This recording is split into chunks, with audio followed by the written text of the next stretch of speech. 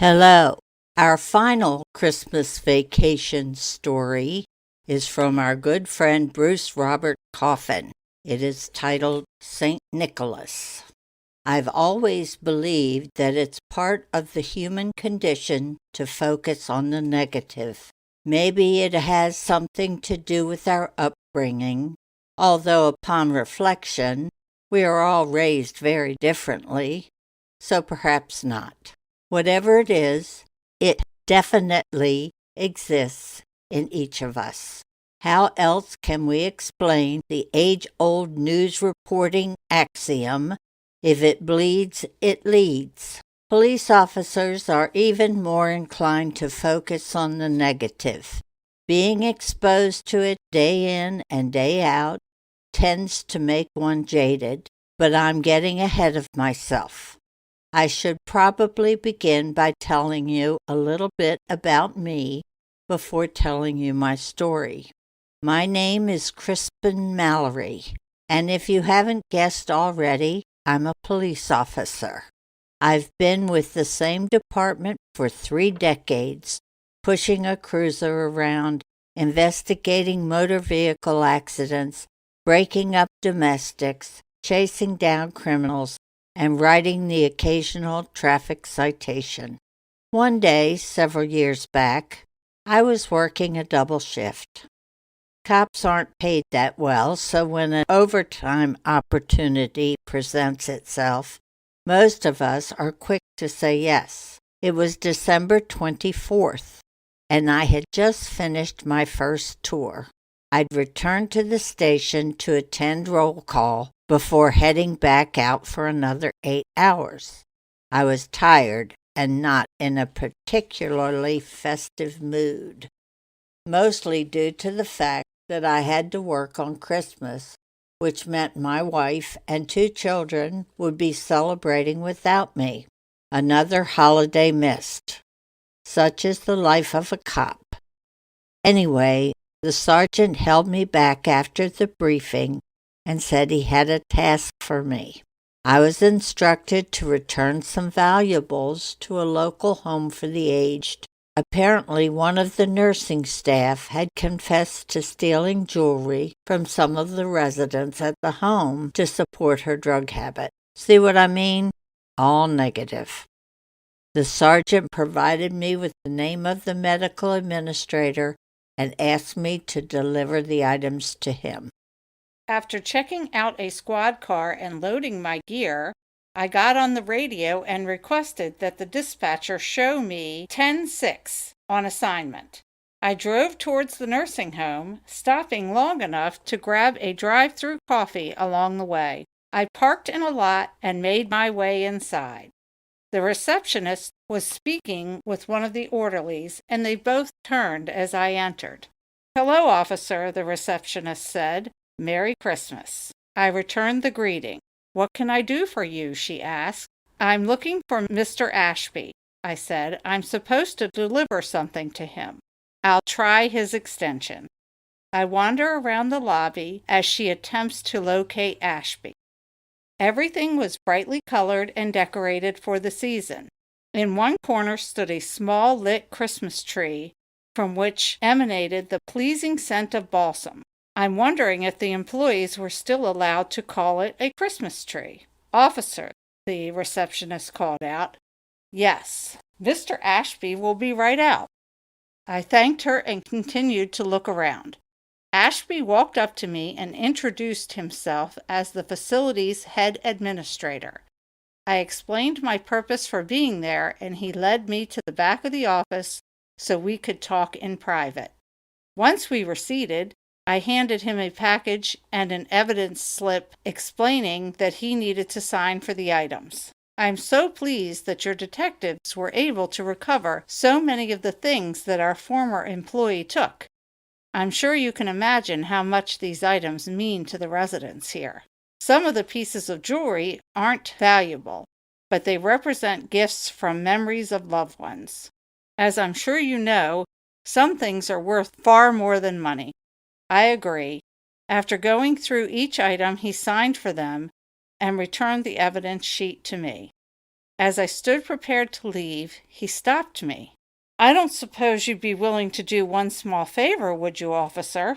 I wonder why I would need to do another favor, but after all, I just returned a number of stolen items. Shouldn't that have been sufficient? "I really do need to get back on the road, Mr. Ashby," I said. "You're right, I shouldn't impose. You've got places to go, I imagine." Now verbally he was letting me off the hook, but his tone and facial expression told me another story.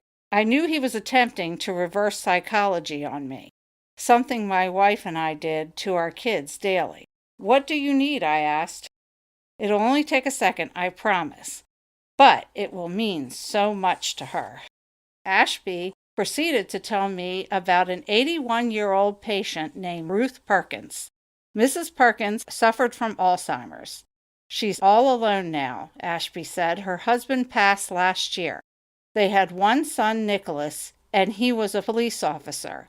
Nicholas was killed during a shootout many years ago. Apparently, he would visit her every Christmas, whether he was working or not, and it meant the world to her.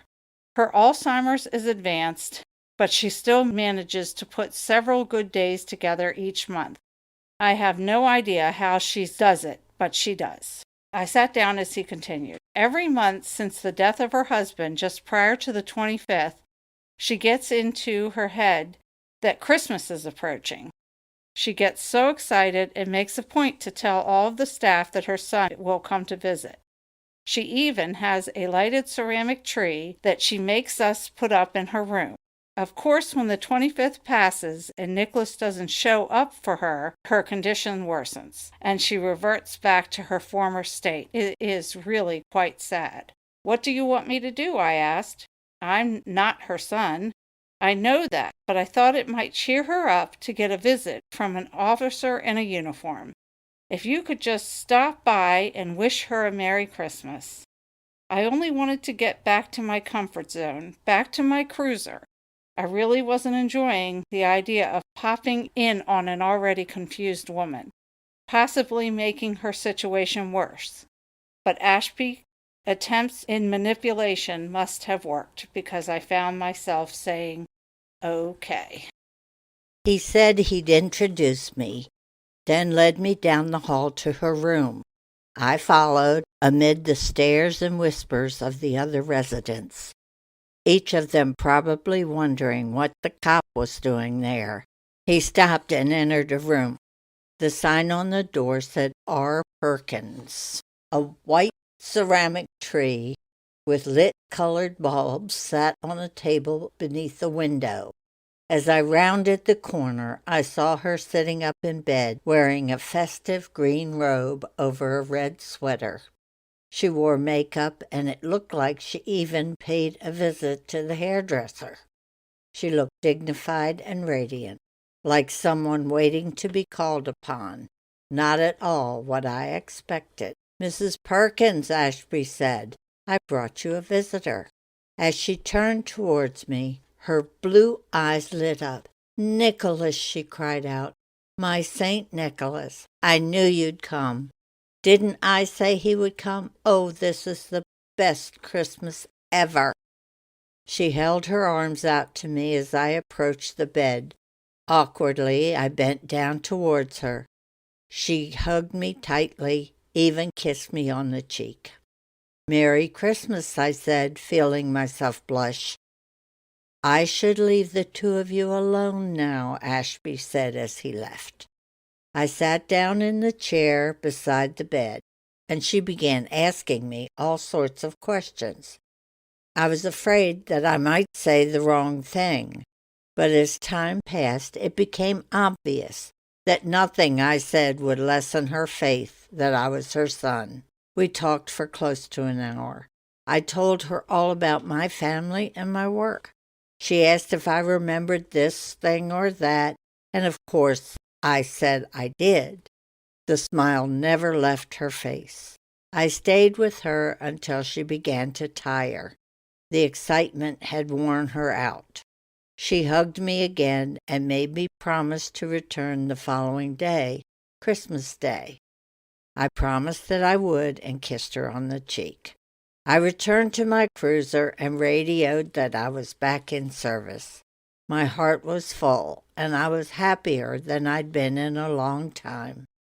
It was clear that my visit to Ruth Perkins had had a positive effect on both of us.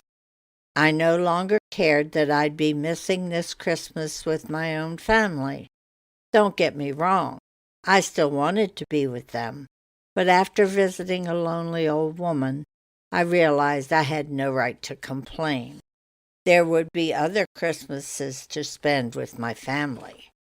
Mrs. Perkins' family was gone, leaving her with only memories. I returned to work the following day. Christmas turned out to be busier than any of us had imagined. A light snowfall had left the roads slick, resulting in many accidents. The calls for service were already piling up by the time I hit the street. It was nearly 1 o'clock in the afternoon before I was finally able to take a lunch break. I grabbed a sandwich and a couple of eggnogs at the local market before heading over to see Mrs. Perkins.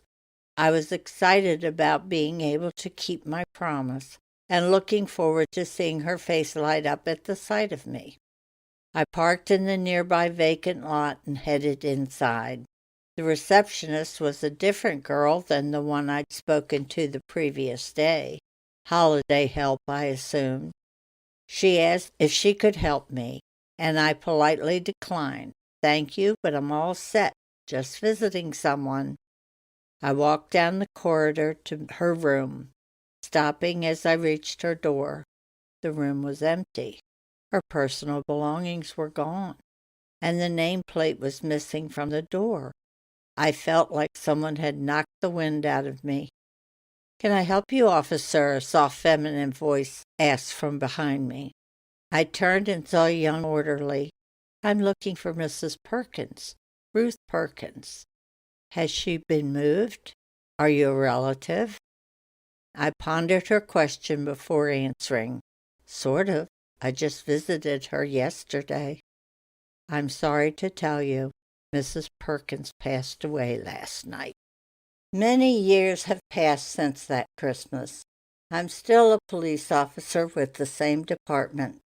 I've been a cop for so long now that I get every holiday off. But I've never forgotten Ruth Perkins or her gift to me. Oh, I know what you're thinking, that it was I who gave her one last visit with her son. But I think of it a bit differently. I believe Mrs. Perkins was the one who bestowed upon me the great gift. She restored my faith in humanity, helped me appreciate what I have. Her belief that I was her son was so strong and so real that I couldn't help but feel the same love for her in return. You might say her faith changed me forever. And isn't that what Christmas is all about? We would like to thank Bruce Robert Coffin for that wonderful Christmas story. We are very excited to say we will be back next week. Yes. We'll be back the 9th of January with new episodes. So Happy New Year